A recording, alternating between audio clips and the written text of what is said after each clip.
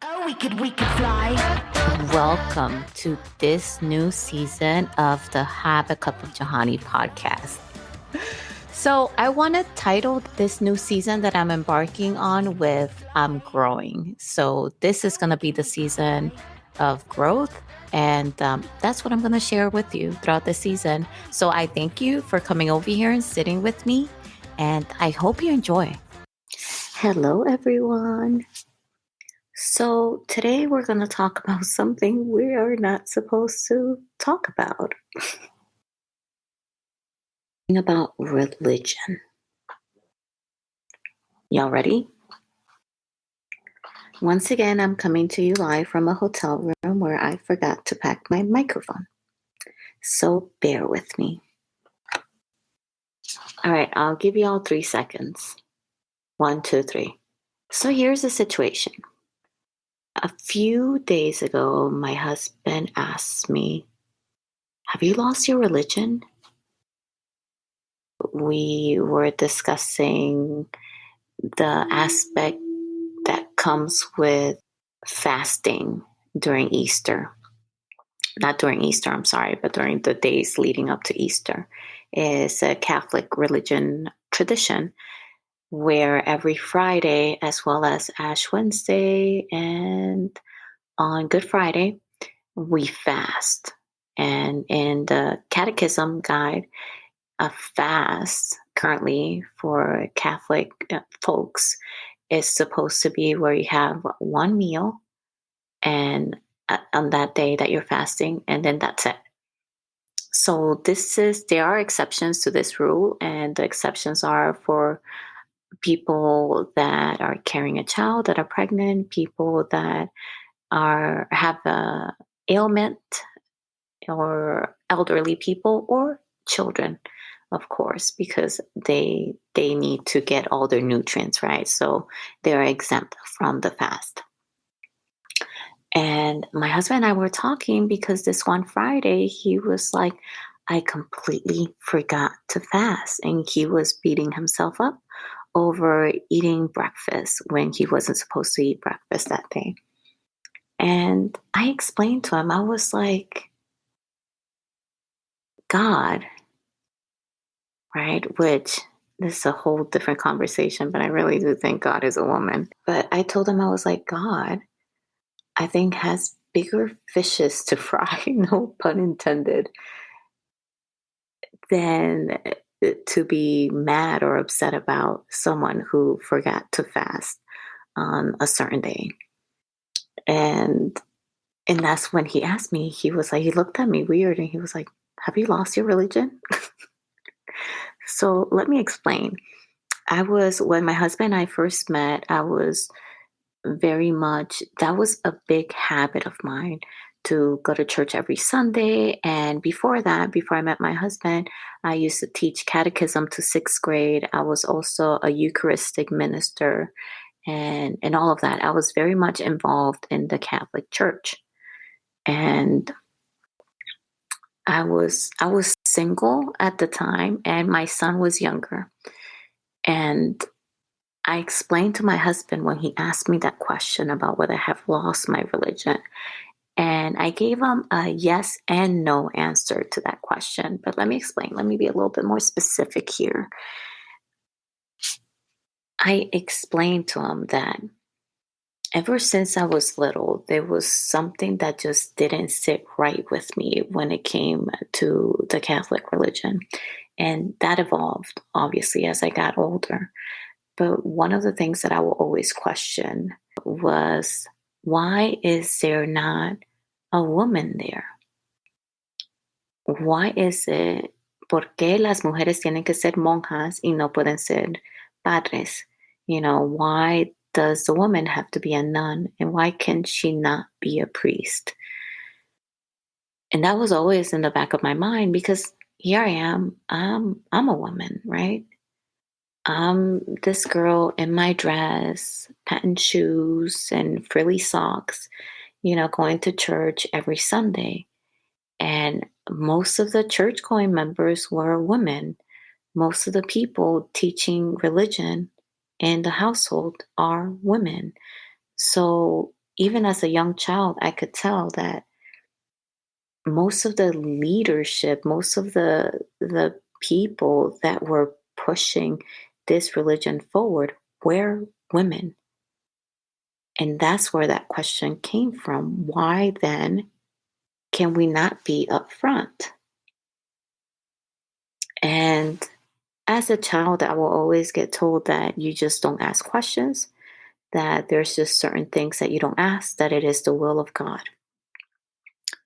Forward to many years where I read the book Cultish, and now I know that that is cultish language.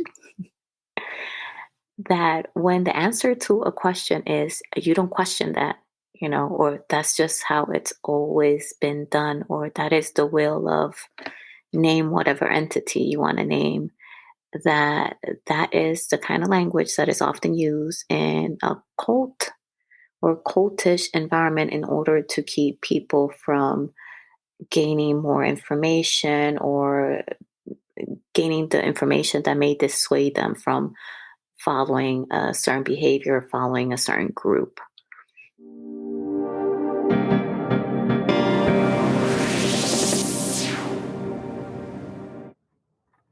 So I recorded this episode, I want to say 2 weeks ago, 2 weeks and some change. And I didn't realize how much this part here where I talk about the book Cultish and cultish language and cultish behavior was going to come into play when I would release this episode.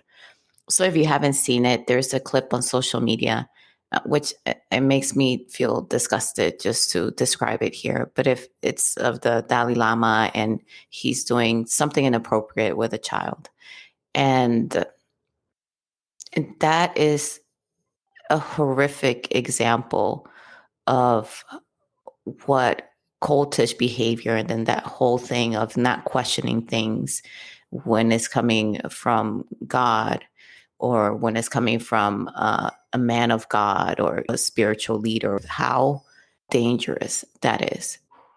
But let's get back into the conversation. And once I read that, and once I heard the different examples that came out of this book, it's like I can never unhear that. I I remember, and just like the author stated, whenever you know what the cultish language is, but you can identify it as soon as you hear it.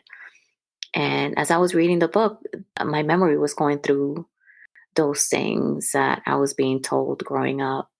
And when I'm not giving answers, it is just something that stays with me. And it is something that I want to find out more. So in an essence, I did lose my religion in a way where I became more aware of the holes in the story and the lack of answers of certain things that I was seeking. That's one. And two, I have known for quite some time that a religion does not make someone a good person. That someone is a good person because of the values and the morals that they hold, and that's not always part of a religion.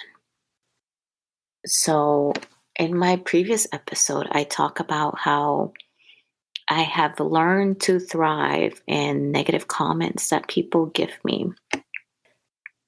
A lot of those negative comments that I got that belittle me, that put me down, and that undermined me came from upstanding church-going people that sit in the front pews of a church. So I have known for quite a long time that religion does not necessarily make somebody a good person. I've known that personally. That's two. However, here comes my number three. And that is that I know while values and morals is what make a good person, I knew that religion, in essence, guides you in the right direction and can help you create and align values and morals to something that is righteous and that is just. Mind you, you have to think for yourself as well. You can't just take things and take it verbatim without understanding that there are fallacies involved in the text of the Bible, because the text in the Bible was written by men, by human beings, and we as human beings are by default faulty. We make mistakes. So saying that, I stayed in the church even with all these questions in the back of my mind, because as a single mom, I wanted a resource. I wanted a hub that I can use so that way my son can gain some of those good values that do come from that entity. So it can help me find that guide. But I was very aware that not everything coming from that guide from the Bible is correct. So I ensure that I augmented a lot of those things at home, and that the center lesson that is in the Bible that a lot of people don't practice, and that is to love thy neighbor. I ensure that that lesson was practiced and was understood in my household, that it was not love thy neighbor unless they are insert whatever there, right? That it was love thy neighbor, period. And that is something that I ingrained in my son, because I did not, even as a single mom and with the little resources that I had, and I knew that society was against me while raising a son on my own, I knew that if I taught that one lesson to him, that at the very least, I wouldn't be raising an asshole. Excuse my language here. So, yeah. So that was my answer to my husband when he asked me that question. Have you lost your religion? So I would say, to put that in a more concise form, is that I didn't always have it. I've always known that it was lacking, that it was faulty in a way.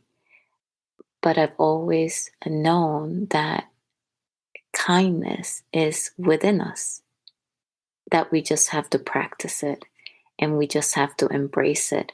And whether we do that in the form of a religion within religious guide or religious structure, or we do it on our own, there's no wrong way.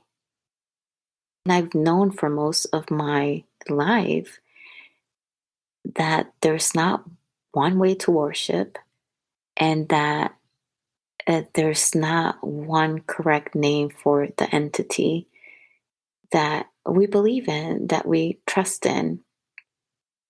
I also believe that if someone created us, that part of that entity is in us. And I see that as what is good within us. And what is good within us, if it's part of that entity, is love. It's unconditional love. And that's why that phrase, love thy neighbor, is the one thing that I've taken away from everything else that I've learned throughout my years of teaching catechism, of learning catechism, of learning about Eucharistic ministry, of listening to the many sermons that a priest gives. That at the center of it all is just that love. And that doesn't come through religion. That comes through what a creator, whoever created us, put inside of us. And that is for us to practice every day. And some days it's hard to practice, while some days it's easier. So I answered my husband yes and no.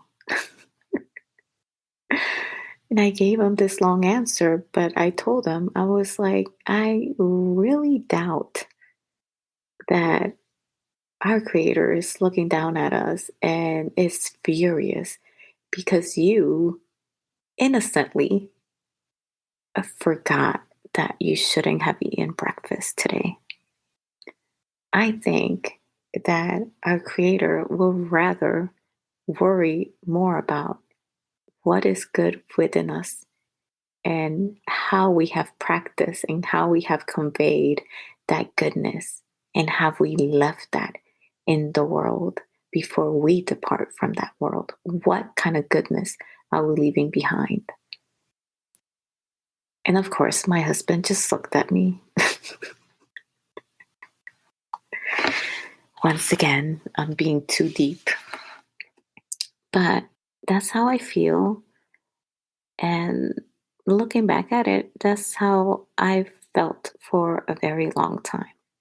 And now, while I used religion to guide me and guide me as a parent and guide my child as well, I didn't lose track of the plot holes in there or the things that could go wrong. Like I didn't blinded my eyes to it. I embraced what I could, and then how would I say it? I didn't ad lib, but I added what I thought needed to be added in there. So that way love is given and hatred is not. Boom. So take what you may out of that. So yeah, that's what I want to impart on you all. And I don't judge people based on how they worship. I really don't. Or who they believe in or who they don't believe in. But I do look at how much goodness is in their heart or how much of it is lacking. I think that's what I look for in people. I learned a long time ago that religion does not make or break somebody, but what's in their heart does. So going forward, I will continue to do that. Judge people by their hearts, nothing else. So this very short episode here was provided by Joa in the hotel, having forgotten her microphone. I hope you got something out of it. And if there's something you want to add to this very taboo conversation when it comes to religion, please let me know. Put it in the comments, send me a voice message, let me know. I'm pretty sure there may be some angry people out there. But hey, with all love and respect, this is how I feel. And I will see you next Wednesday. Bye. Oh, we could fly.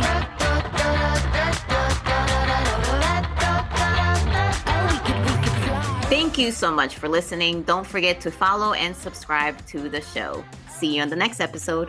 Bye. Oh, we could fly.